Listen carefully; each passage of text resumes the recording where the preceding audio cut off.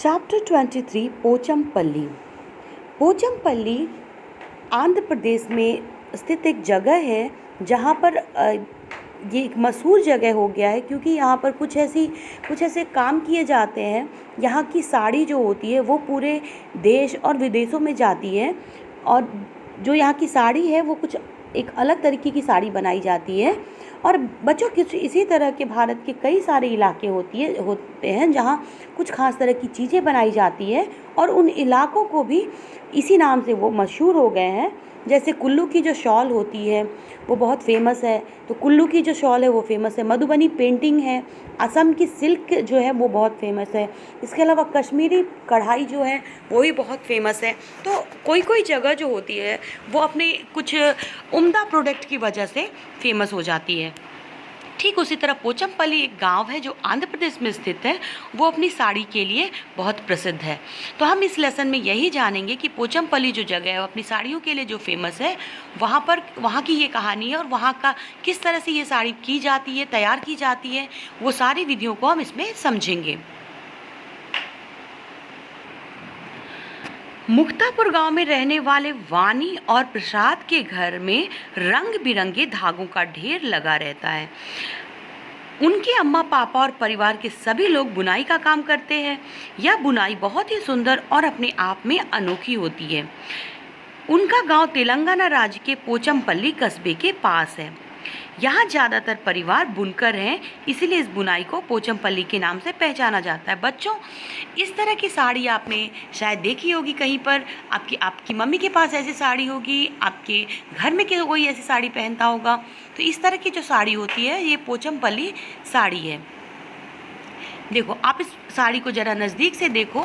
ये जो इसकी छपाई है, ये स्पेशल जो इसकी बनावट है, ये पोचमपल्ली गांव में जो आंध्र प्रदेश में स्थित है वहाँ की ये स्पेशल डिज़ाइन होती है बच्चों, जो वहाँ पे तैयार की जाती है इस तरह की साड़ी। क्या आप जानना चाहोगे कि ये साड़ियाँ कैसे तैयार की जाती है, पोचमपल्ली साड़ियाँ? तो चलो हम देखते हैं इस लेसन में कि पोचमपल्ली साड़ियाँ तैयार कैसे की जाती हैं। ठीक है, तो यहाँ पर इस जो तेलंगाना गांव के पोचमपल्ली कस्बे के पास ज़्यादातर परिवार जो होते हैं वो बुनकर हैं, इसीलिए इस बुनाई को पोचमपल्ली के नाम से पहचाना जाता है। और इस गांव के लोग जो होते हैं बहुत ही पुराने समय से ये काम कर रहे हैं। वानी और प्रसाद के अम्मा अपा जो है उन्होंने परिवार में बड़ों से ये बुनाई सीखी है। ये कोई ट्रेडिशनली ट्रेनिंग नहीं लेते बच्चों, बट ये क्या करते हैं, जो अपने पीढ़ी दर पीढ़ी जो अपने पूर्वज हैं उनसे ये कला सीखते हैं और ये खुद भी ये काम करने लगते हैं। तो अब क्या है, वानी और प्रसाद भी स्कूल से आकर मम्मी पापा की अपनी मदद करते हैं और इस तरह से ये भी ये कला सीखते हैं। तो देखते हैं कैसे ये प्रोसेस की जाती है, किस तरह से धागे से कपड़े तैयार की जाती है। तो अप्पा जो है पोचमपल्ली से धागे की लड़ियाँ लाते हैं।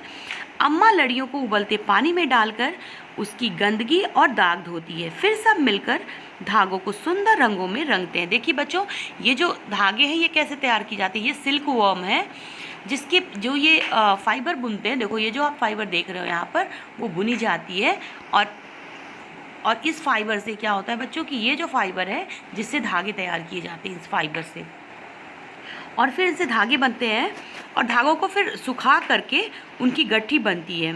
ठीक है, फिर क्या होता है, देखो यहाँ पर जैसे देख रहे हैं जो वर्कर काम कर रहे हैं घरों में, तो सभी धागों को जो सुंदर पहले गट्ठी बना दी जाती है, उबलते पानी में डालकर उनकी गंदगी को साफ़ किया जाता है। फिर देखिए उस तरह से उसकी कलरिंग होती है।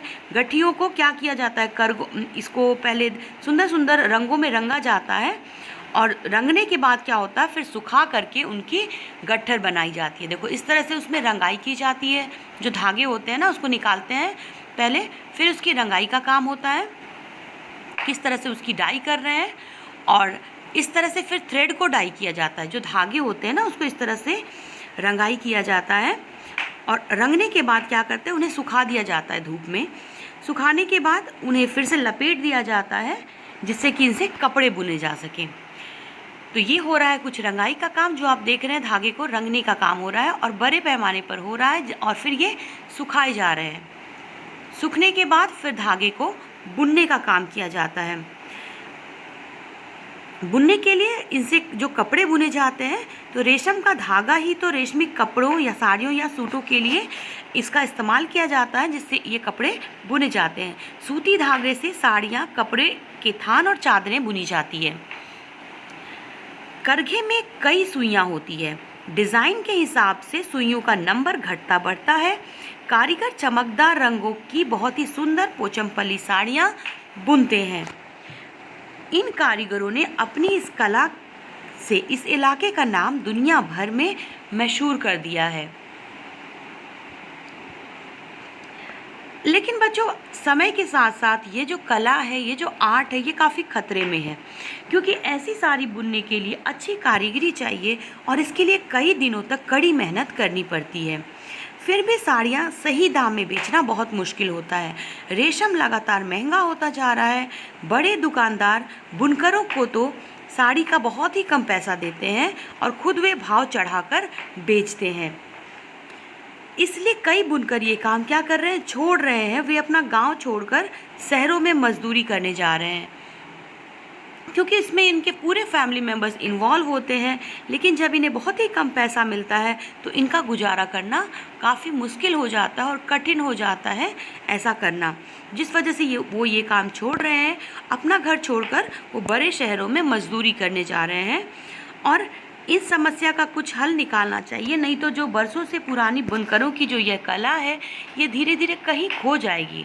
तो इसके लिए बहुत ज़रूरी है कि ये गरीब बुनकरों को उसका उचित जो है मेहनत आना वो दिया जाए।